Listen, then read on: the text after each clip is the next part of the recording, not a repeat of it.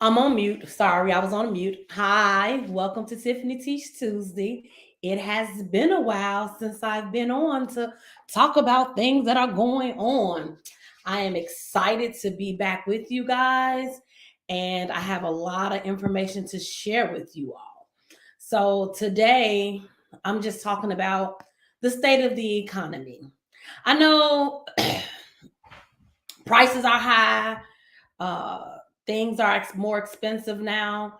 And little do we know, we are actually in a recession, believe it or not. Some people think that we're not, but we actually are. And what can we do about it? First, we can cut back on our spending and then stop living our best life. I'm sorry, I'm just trying to get my lighting together because I haven't been on here in a while and I haven't done any lives in a while, and I'm just excited to be back. But the state of the economy, interest rates are high, which we're going to talk about. They're high compared to what they've been over the last few years, but they're actually back at normal. The economy is starting to stabilize.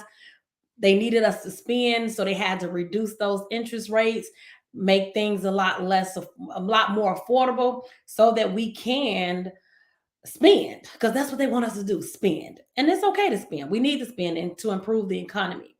But I want to do a little presentation and just talk about some things with you all. The market condition, the overall market condition, that's what I just talked about. As I stated before, it's stable. It's a great time to purchase homes right now. And it's a great time to stop spending and cutting back on your extracurricular activities so that a home can be more affordable. And being able to purchase means you need to get your credit score together. Because the thing is, those things determine how you can, the credit score determines how much house you can afford to buy. Your debt to income ratio determines how much house you can buy. There are various type of mortgage loans that are out here available to the people. It just depends on what your credit is, what type of house you're looking for. If you're looking for it to be an investment, if you're looking for a rehab project, things of that nature. Your repayment terms also determine what your interest rate will be. If it's a high interest rate, the interest rate may be, I'm sorry, your repayment terms may determine your mortgage amount. There's a higher mortgage amount, a longer mortgage amount. They have 30-year mortgages, 15 years, 10 years, just depending on what it is that you are looking for. I'm going to put up a slide um, to talk about what determines your mortgage rates. Let me play. Let me, hold on. Give me a second. Bear with me. I'm utilizing my technology I haven't done in a while. Present, slide. My computer upload. Give me a second.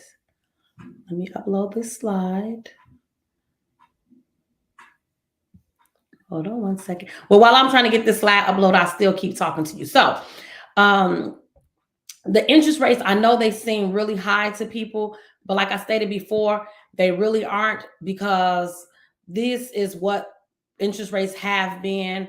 And for years, as a matter of fact, compared to other years, it's actually a low interest rate if you look at other years of interest rates. Um, I'm sorry. Just bear with me, my people. Trying to multitask. Let's try this again to upload this slide.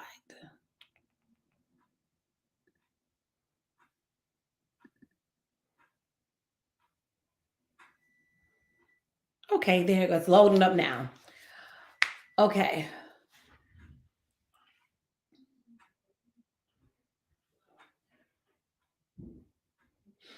It's loading. It's loading. I want to show you some slideshows. It's still processing. There we go. Add it to the stage. Okay, I'm with you now.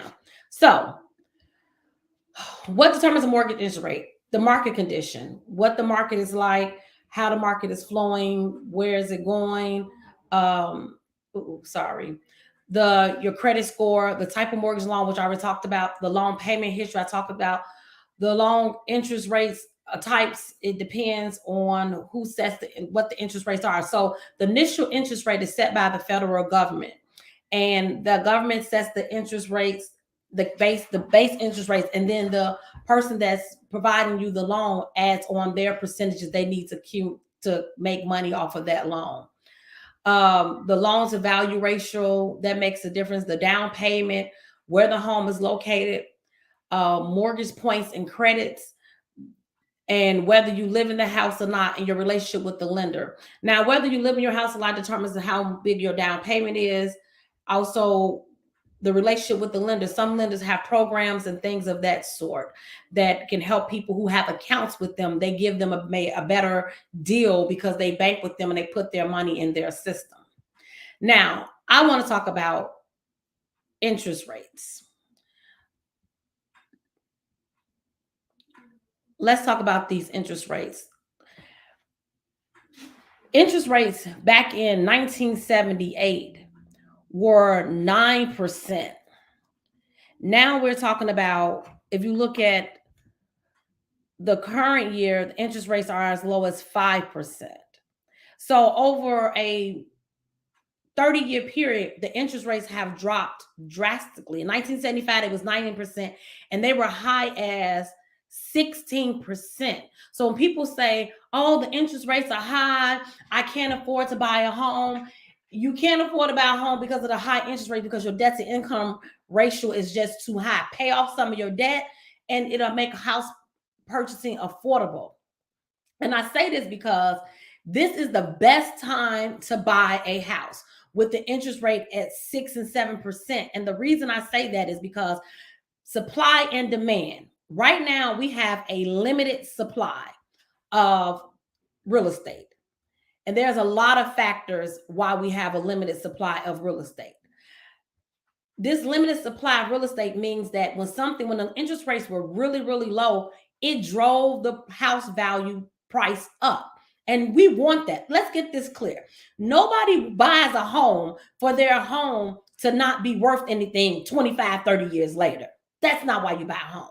You buy a home because you expect it to increase in value. So the home prices increasing was wonderful for people who bought their homes, especially those people who bought their homes in 2005, 2006, and then in 2008, the market crashed. Those people lost a lot of value in their homes. So now the market is starting to stabilize in the value of a home, which is a great thing for the economy, for the people that own now. So if you buy a house now, one, you do not have to be in a battle war with someone. When the interest rate was at 2 and 3%, you had 30 people bidding on one home. Now that means the person that was originally selling the house for, say, $200,000 now is able to get $250,000 because there's a lack of supply and there's a high demand that increases the value of the home. I would prefer to buy my house at $200,000, and then while the interest rates were high, and then when the interest rates were low, when they become lower, you refinance and get your house at a lower interest rate, which gets your mortgage payments down, put more money in your pocket, and you win it. Versus me buying my house, the interest rate is 3%, but I'm paying $300,000 for the home. So you have to decide what's best for you. And if it's an area that you're trying to get into that you couldn't afford to get into because the price values continue to increase, but right now people are willing to negotiate more and you can get into that area, it's better for you to buy that home now while the interest rates are high versus buying that home when the interest rates are low, because it's going to be a battle for all of those other individuals who now can afford it because the interest rates are high. So moving right along to the next slide. The value of homes. So back in 1975, a house cost $39,000. Average house cost $39,000. Fast forward to 2022, the average home price is $454,000. For a person, like I said, who was renting a home, who bought a home in 1975, they winning. If their home value has increased to $450,000. That's what investment in buying a home and generational wealth looks like. You buy something, and 30 years later, you can get a return out of your investment. So this 455,000, 400, let's say $450,000 value they have in a home, 30 years later, they can either sell a home, get the money out. They can do a refi and take some of them interest, take some of the capital gains that they have in out of it, or they can do what we call a reverse mortgage when they retire and take all the equity out, and their family members have to pay the value of the home what it is now to keep the home, but the bank can have it. So those are options that you have this much value in your home. Now let's get this clear. Every home in America doesn't appreciate to their value of $450,000. But why doesn't it?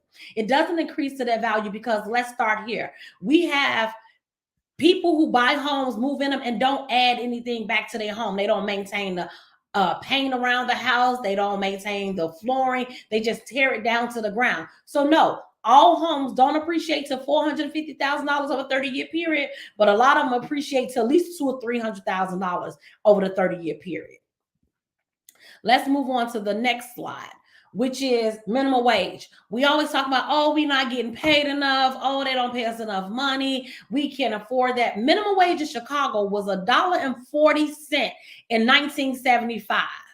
You fast forward to now in 2019, in 2020, it's $12. But as a matter of fact, part of 2020, it increased. Now minimum wage is $15 an hour. The reason that we can't afford to buy homes and meet our fullest desires of what we have in life is because we're too busy comparing ourselves to other people. In 1975, they didn't have social media. They didn't have other people worrying about who they hanging out with, who got as much money as they do. They were worried about the basic things: safety, shelter, and security for their families. $1.40 an hour, you had people making back then, 1975, $5 and $6 an hour, and they were able to buy a home because one, they didn't eat out all the time.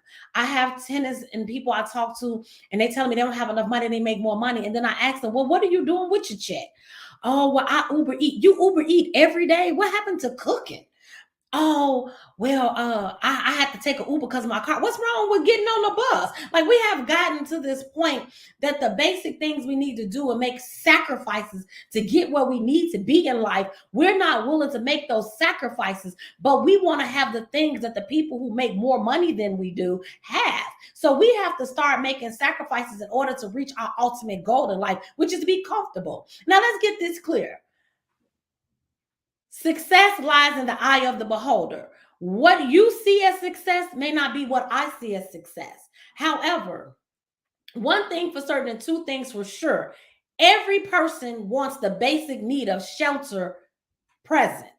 They say, oh, rents keep going up. Let's get this clear. Chicago has the lowest rents compared to other metropolitan cities, but have the highest property taxes. Why are our taxes so high? Well, let's get this clear. Chicago, the state of Illinois, is a union state, which means every form of government agency has a union. And when they have a union, that means they fight for higher wages. Well, when they fight for higher wages, where do they get that money from? Our taxes. So you either want more money, pay higher taxes, or you be happy what you have and learn how to live within your means. But the problem is we have become a society of people that want more out of life than what we're willing to give to get it out of life. So our expectations in life is not in line with our habits and our actions. And my chiropractor, he has a quote he had on his board, and it said, people are not concerned with being healthy. They just don't want to be sick. And that was the realest thing I ever heard. Like, come on, we can't keep saying and pointing fingers at everyone else and not take accountability for our own actions. So I say all of this to say, interest rates being high is what they were. When I bought my house in 2005, 4 or 5, my interest rate was 6.5%. With a 80-20 split with a 6.5%, 80%, and then my 20% was a variable interest rate. The market crashed. My 20% went up to 18%. I refinanced and I got it at a 6.5%. When the interest rates went down, I refinanced my house again and got a 3.4% interest rate. I made the sacrifices to buy a house when the interest rate were at 6%, not worried about it, because now the value of my home is all, as a matter of fact, the value of my home has doubled in the over 15 years that I've owned my home, which I expect that to happen because I added value to my home. So don't allow the interest rates to be the reason that you don't buy a home right now. Buy yourself an investment property or something, because let's get this clear. And this is what I tell my friends and family. No matter what, as time progresses, rent is going to increase. But your mortgage payment will remain the same unless you refinance it and get a lower mortgage payment, or refinance and take money out to get a higher mortgage payment. But I always saw, I used to watch this commercial. I used to see this commercial when I was younger, and it would be an old white lady, and she'll say, I have to decide between paying my rent and buying groceries. And I didn't understand why was she saying it. I said, why she got to worry about paying her rent or groceries? Let's get this clear for those who are getting closer to the retirement age. When you turn of age to get Social Security, pension, whatever, 401k, whatever you're investing in, and let's say you have no other investment income that's coming in for you, residual income at the retirement outside of those platforms, retirement, Social Security, unemployment, or 401k, that is not going to be enough money to cover rent on an apartment. You have to apply. You can apply for low income housing or senior living, but it's a waiting list. You may not get it.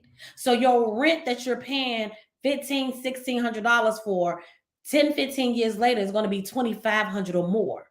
And cost of living is going to go up, inflation is going up, but your salary is going to go down, because your salary is going to be anywhere from 60 to 80% of your last 2 to 4 years of what you worked. That is not going to be enough if your income is already, your lifestyle and your expenses is already exceeding your income. We have to do better, or we are never going to reach our destiny of being comfortable in life. And I'm going to leave you with this note. Maslow hierarchy needs, there was a psychologist study said that the number one need on that level that has to be met before anyone can meet their fullest actualization is safety, shelter, and security. And your housing gives you that. So stop using the excuse, the interest rates of why you don't buy, and buy you a place to stay so that you don't have to worry about 10 to 15 years from now saying you can't afford to live where you're living. Thank you again for always tuning in to Tiffany Teach Tuesday, and I'll see you on the third Tuesday of every month with some more information to share with you. Have a nice day.